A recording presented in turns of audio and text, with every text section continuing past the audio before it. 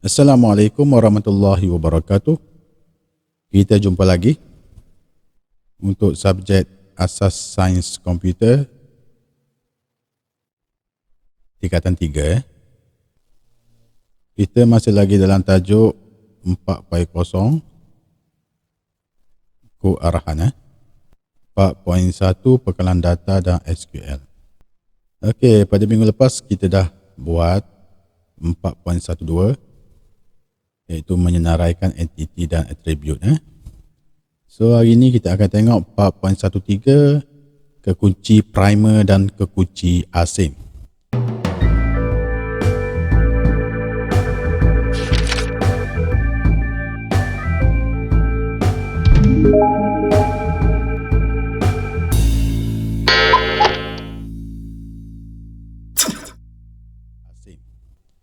Jadi kita masih lagi menggunakan database yang kita telah buat dalam tajuk 4.12 iaitu menyenaraikan entiti dan atribut.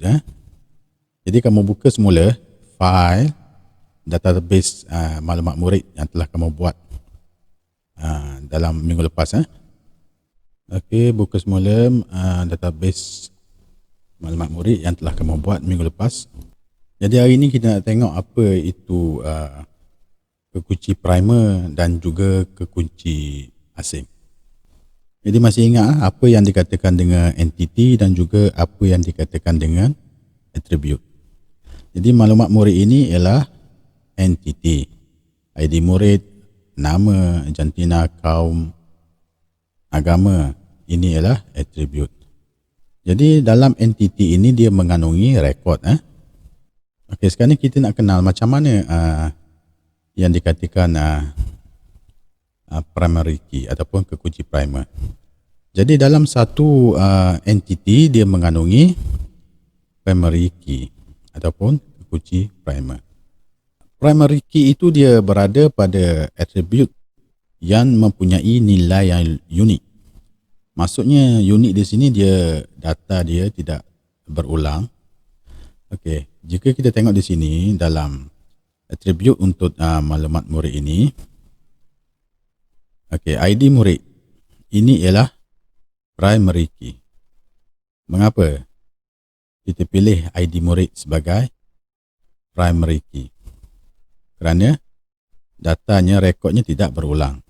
Okey, dia unik. Berbeza dengan nama ataupun jantina, dia ada berulang, kaum pun dia berulang dan juga agama. Nama pun dia tidak unik. Mungkin ada nama yang sama. Jadi untuk ini ID murid dia merupakan primary key. Okey, jika kita klik pada field, menu field, dia dah buat di sini. Unik. Maksudnya ID murid ini dia unik. Kalau kita tengok pada nama, okey, dia tidak senaraikan sebagai unik. Jadi dalam entiti maklumat murid ini ID murid adalah sebagai primary key. Okey, sebab dia unik. Okey, boleh faham berkenaan dengan primary key. Okey, nanti lepas ni kita akan tengoklah. Kita akan kita akan tengok nota-nota primary key tersebut.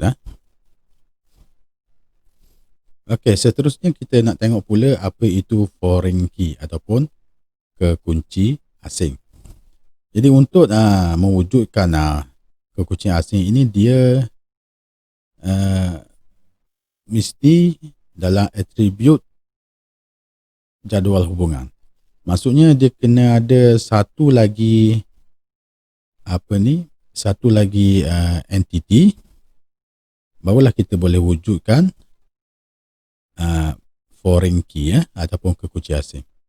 Okey, sekarang ni kita akan buat satu lagi entity untuk kita wujudkan foreign key. Okey, klik dekat table.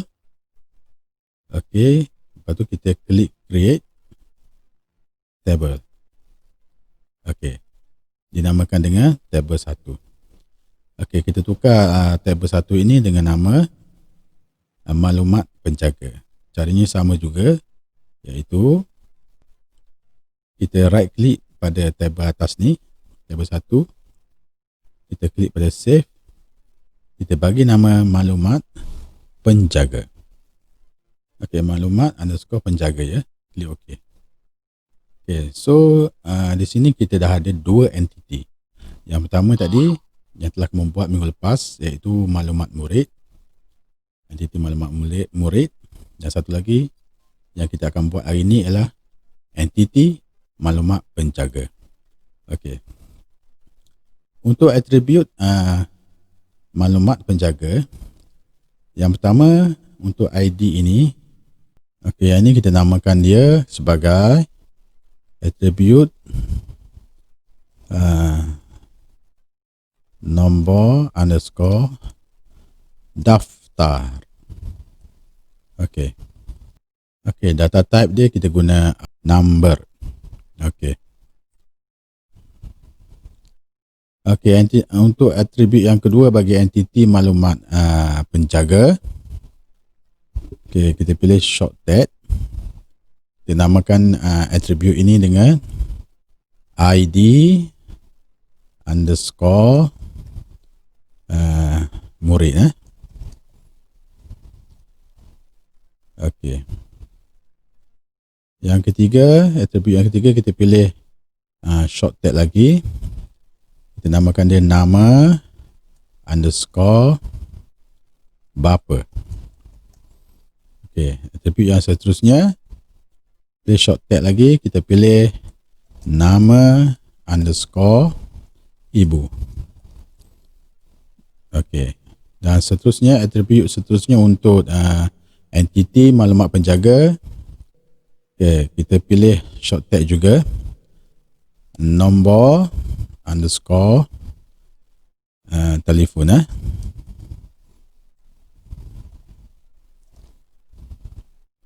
Okey.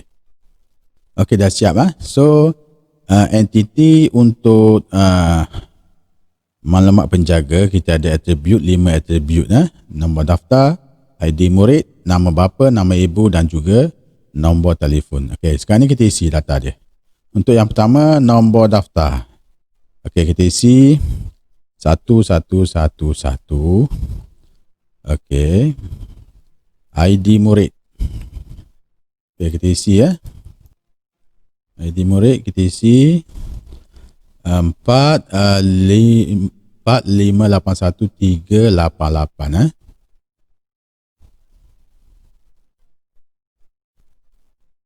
Okey, nama bapa kita isi nama bapa MD Hassan bin Hussein. Okey, nama bapa dia MD Hassan bin Hussein. Okay, tak muat ni kita besar sikit. MD Hassan bin Hussein. Cara nak besarnya sama juga, kita letak cursor di tengah ni, lepas tu kita double klik. Nama ibu isikan Maznah binti Muhammad. Maznah binti Muhammad. Okey, besar sikit dia punya kolom dia. Okey. Isi Maznah binti Muhammad, nombor telefon 013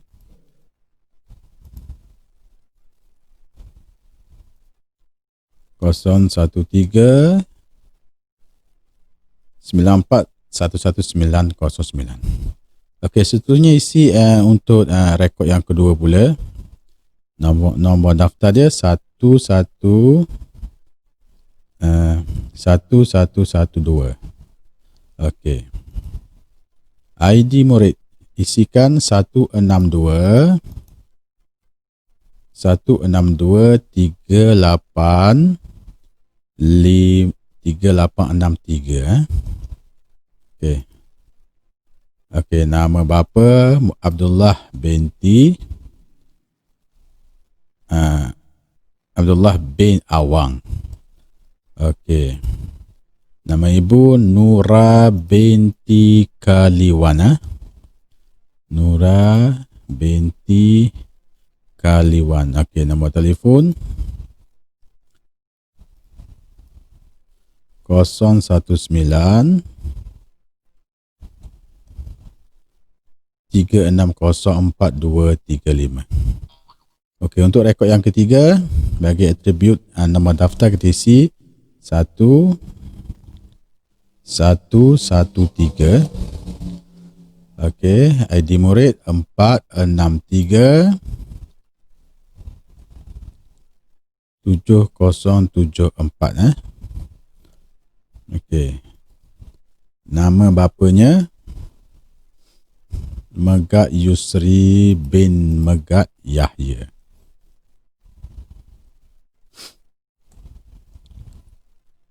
Okey, besar sikit. Okey, nama ibu Hasliza binti Yusuf.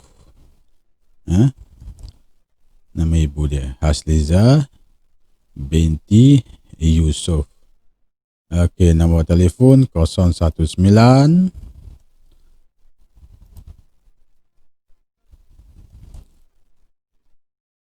915445.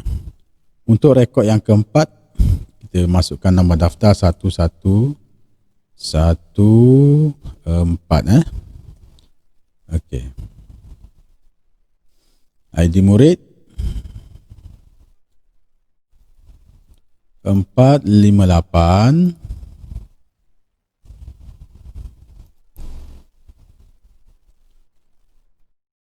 0282. Nama bapa Rosli bin Muda. Isikan Rosli bin Muda. Nama ibu Noraini binti Amros. Okey. Nombor telefon 013 939083. Okey, seterusnya rekod yang ke-5 untuk nombor daftar TC 1115.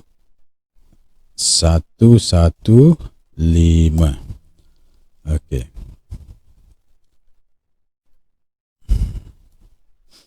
ID murid 45 80359. Okey. Abdullah, nama bapanya Abdullah bin Abdullah Halim Yap. Okey. Abdullah Halim Yap bin Abdullah. Abdul Halim Yap bin Abdullah. Okey. Nama ibu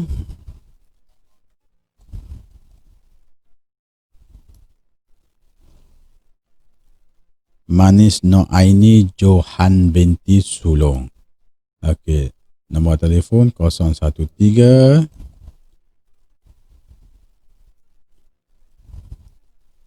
9784 880. Untuk rekod yang ke-6 TC untuk nombor daftar, untuk atribut nombor daftar 1116. Okey. Okey, ID murid masukkan 467 6349.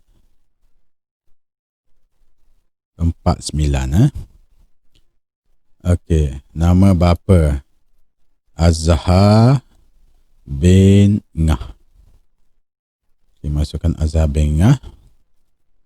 Okey, nama ibu Rosnaida binti Yusuf. Nombor telefon 019 985 6108. Okey, dah siap kita punya rekod untuk entiti maklumat penjaga. Okey, dah siap ya. Okey, cuba perhati entiti maklumat penjaga ya. So di sini dia ada atribut nombor daftar, ID murid, nama bapa, nama ibu dan nombor telefon. So di sini ada dua atribut yang unik ya, iaitu nombor daftar dan ID murid. Sebab apa dia unik? Sebab dia tidak berulang. Okey. Jadi di sini nombor daftar, jika kita klik dekat field ini, dia dah ada tanda unik.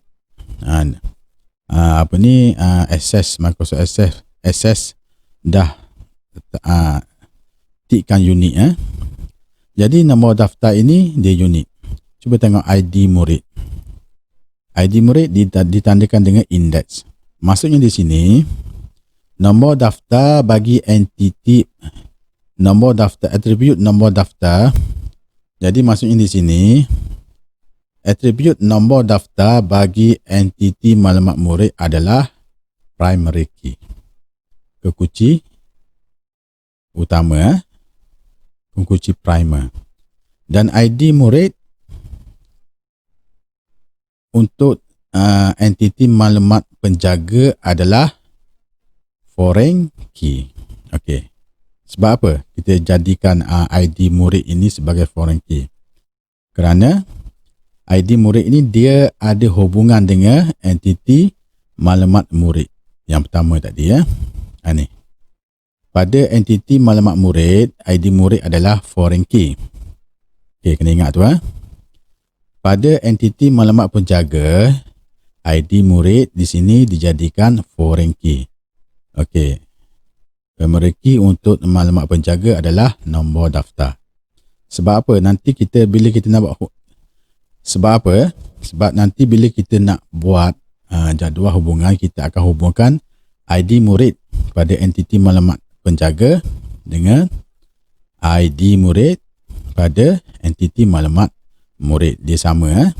Okey. Okey, kita tengok sikit Okey. Boleh faham ya? Apa yang dikatakan dengan primary key dan juga foreign key ya. Okey, file ni kamu save juga. Tekan save Okey. Nanti kita nak guna lagi file ini untuk tajuk yang seterusnya. Kamu boleh tutup ni. Kita tengok sedikit nota. Okey, kita tengok nota berkenaan dengan kekunci primer dan kekunci asing. Cikgu nak terang saja. So, salin di rumah. Okey, apa itu kekunci primer dan kekunci asing?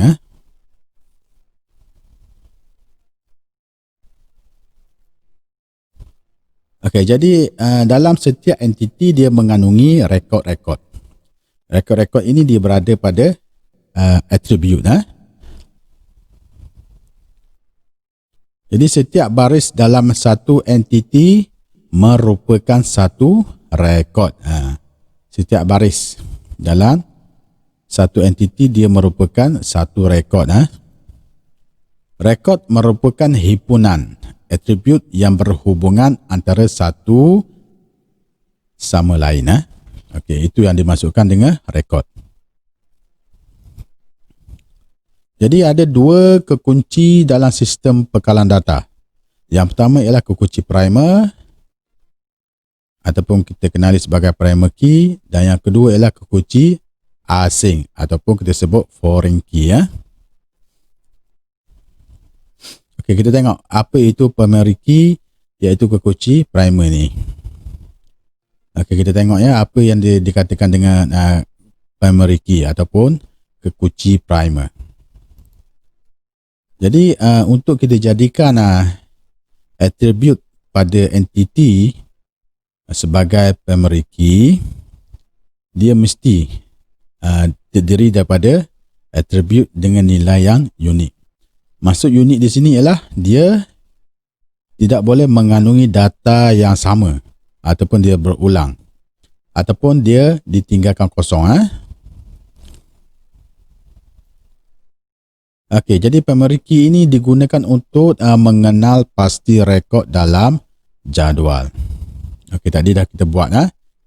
Kita dah kenal pasti dalam database tadi yang mana primary key. Jadi setiap entiti dia mempunyai sekurang-kurangnya satu kekunci primer.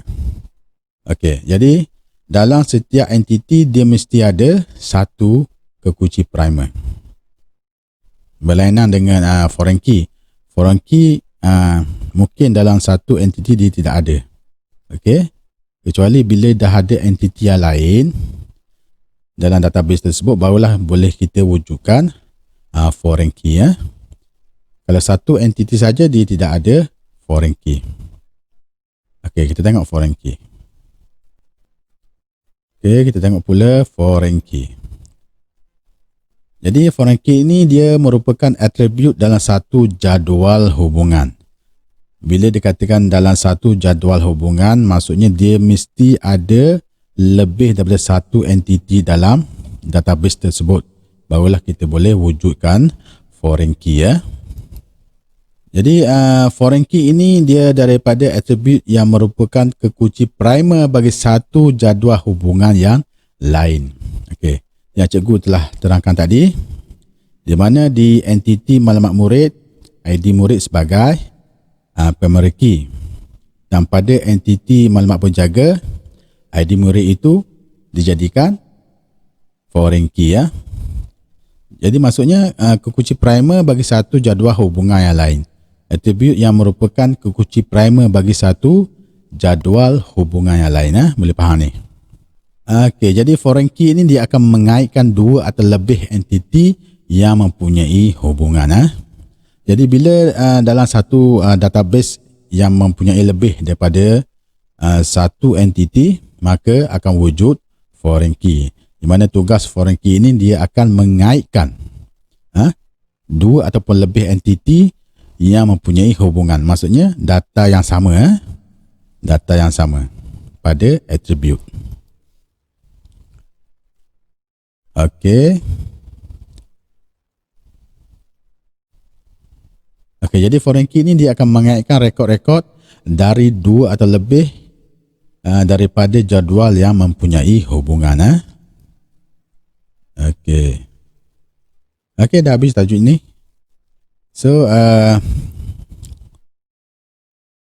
kita jumpa lagi. Sekian, terima kasih.